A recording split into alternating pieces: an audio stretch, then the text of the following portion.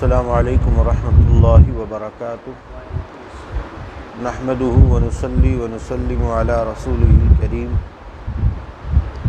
پڑھیے الصلاۃ والسلام علیک یا رسول اللہ الصلاۃ والسلام علیک یا نبی اللہ الصلاۃ والسلام علیک یا نور اللہ صلی اللہ تعالی علیہ وسلم۔ محترم حضرات، انبیاء کرام علیہم الصلاۃ والسلام کے تعلق سے عقائد کے حوالے سے گفتگو کا سلسلہ جاری اور ساری ہے۔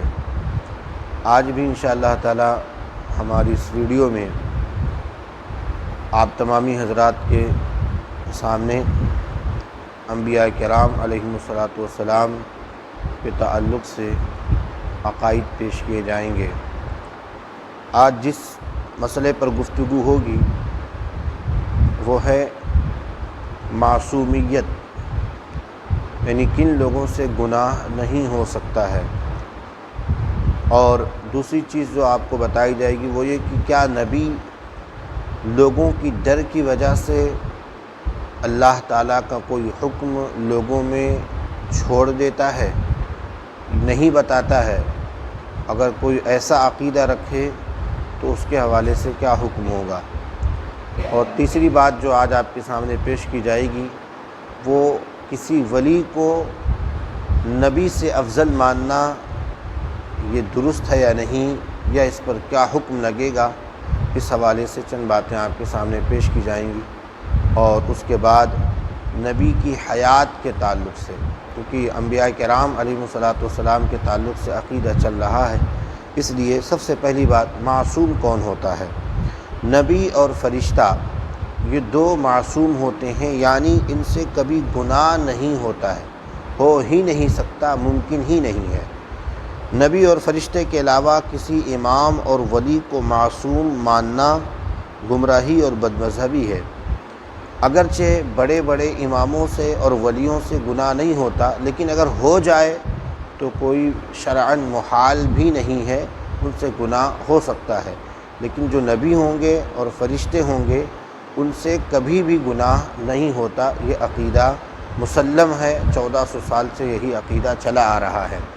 ہمارے درمیان اور بد مذاہب جو وہابیہ، دیابنا اور اسی طریقے سے جو دوسرے باطل فرقے ہیں، انہوں نے کئی مقام پر اس بات کا ذکر کیا کہ ان سے بھی گناہ ہو سکتا ہے، یہ بھی ہماری طرح بشر ہیں۔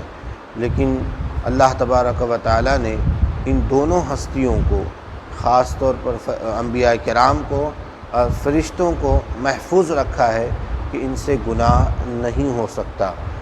اس کے بعد دوسری گفتگو جس کی طرف میں بڑھوں گا، اس پر دلائل بہت سارے موجود ہیں۔ وَيَفْعَلُونَ مَا يُؤْمَرُونَ فرشتوں کے تعلق سے ہے، اور پھر قرآن مجید میں اللہ تعالیٰ نے فرمایا کہ اللہ آپ کی حفاظت فرمائے گا، تو بہت سارے دلائل اس پر موجود ہیں کہ فرشتوں اور انبیاء کرام سے گناہ نہیں ہوتا۔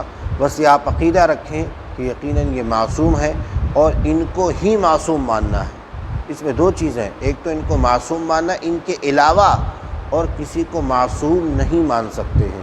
یقیناً بڑے بڑے اولیاء کرام ہیں، یہ اور بات ہے کہ گناہ نہیں کرتے، لیکن ان سے گناہ ہونا ممکن بھی ہے، ہو سکتا ہے کہ گناہ ہو جائے۔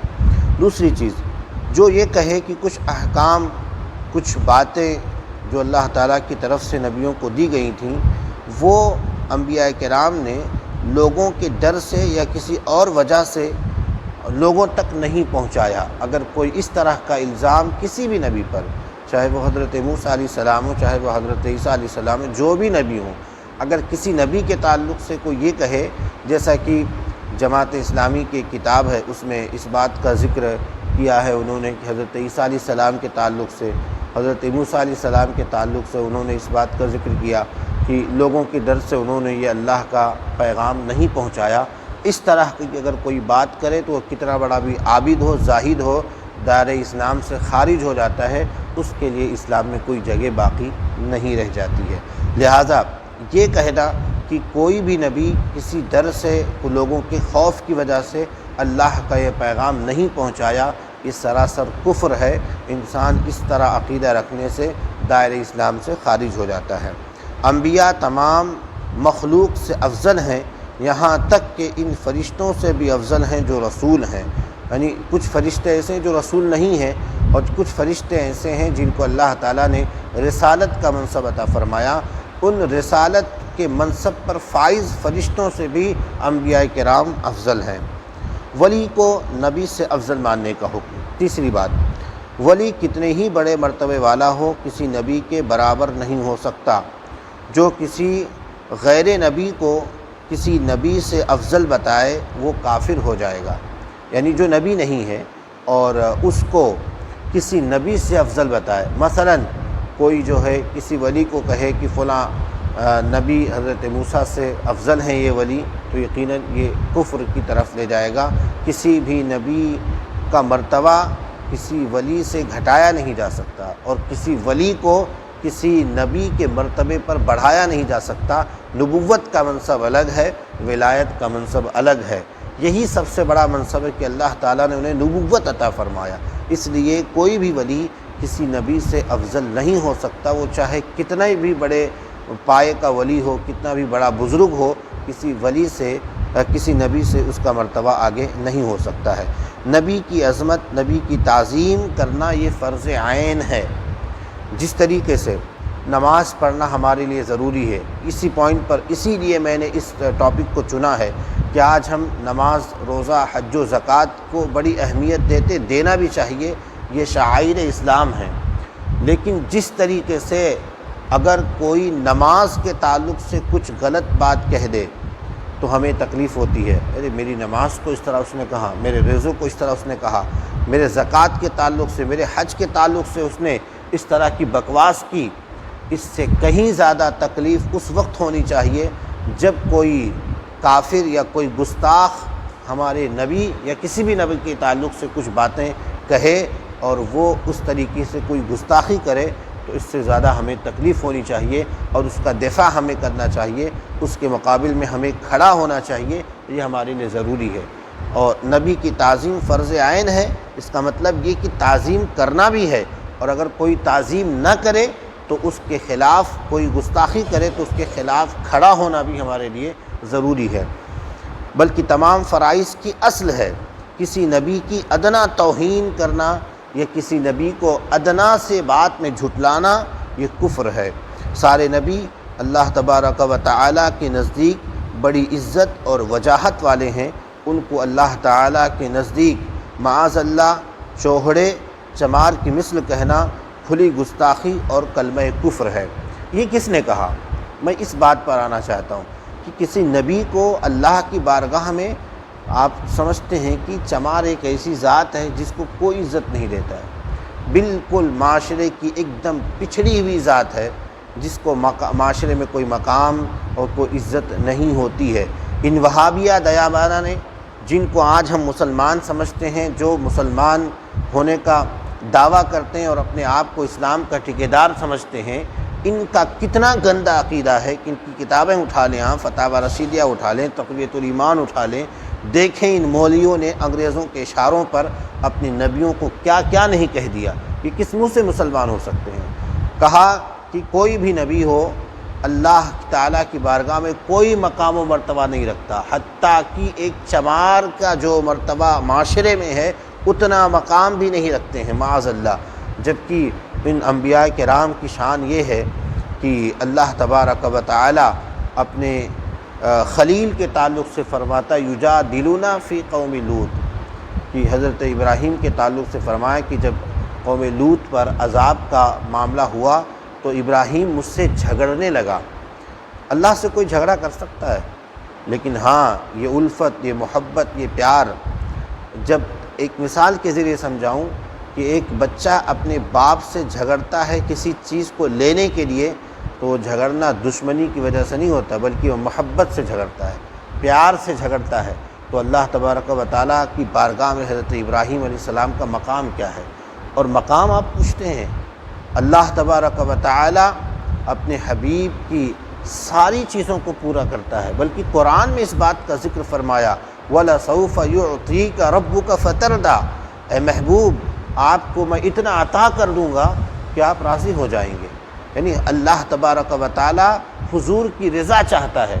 اس لیے تو سیدی سرکار اعلیٰ حضرت نے فرمایا کہ خدا کی رضا چاہتے ہیں دو عالم، خدا کی رضا چاہتے ہیں دو عالم، خدا چاہتا ہے رضائے محمد۔ تو یہ تو ان کے یہاں یہ ہے۔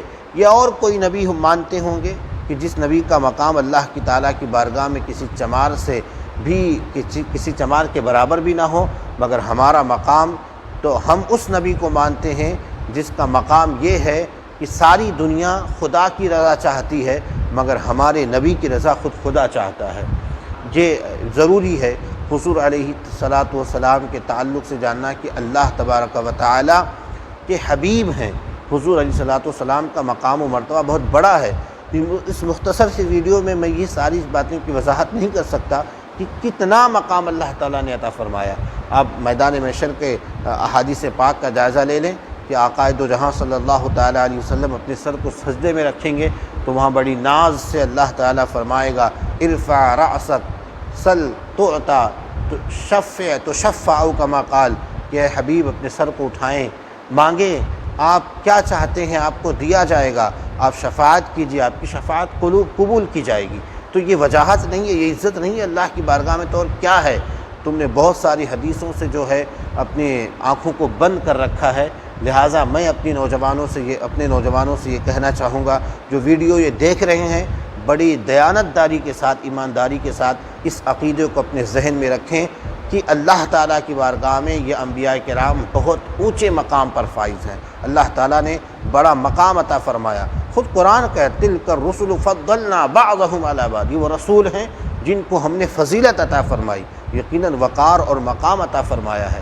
لہذا اس عقیدے کو جڑ سے نکالیں کہ جو یہ کہتے اور انہیں مسلمان بھی نہ مانیں، یقیناً وہ اسلام کے روپ میں ہمارے دشمن ہیں جو ہمارے دلوں سے آقا علیہ الصلاۃ والسلام کی محبت کو نکالنا چاہتے ہیں۔ تو کسی بھی ولی کو کسی نبی سے افضل نہیں مانا جا سکتا، اور یہ کہنا کہ انبیاء کرام کی کوئی عزت نہیں ہے، کوئی مقام نہیں ہے، یہ بھی کفر ہے۔ انشاءاللہ تعالی اس حوالے سے میں نے کہا تھا نبی کی حیات تو ایک الگ میٹر ہے، یہ الگ موضوع ہے، اس پر انشاءاللہ تعالی اگلے ویڈیو میں ہم سماعت فرمائیں گے کہ نبی کی حیات کے تعلق سے ہمیں کیا عقیدہ رکھنا چاہیے۔ اللہ تعالی ہم تمام کو کہنے سننے سے زیادہ عمل کی توفیق عطا فرمائے۔ آج کے اس ویڈیو میں ہم نے مختصراً 3 چیزیں سماعت فرمائیں۔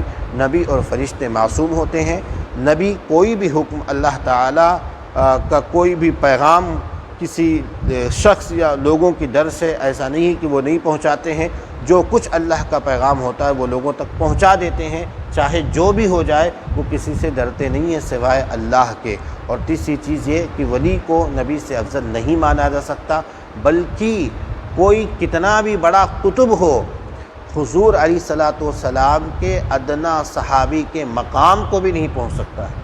یہ صحابہ کرام کا مرتبہ ہے، تو پھر نبی کے مقام کو کیسے پہنچ سکتا ہے؟ اللہ تعالی ہم تمام کو کہنے سننے سے زیادہ عمل کی توفیق عطا فرمائے۔ استغفر اللہ ربی من کل ذنب واتوب الیہ وما علینا الا البلاغ۔ السلام علیکم ورحمۃ اللہ وبرکاتہ۔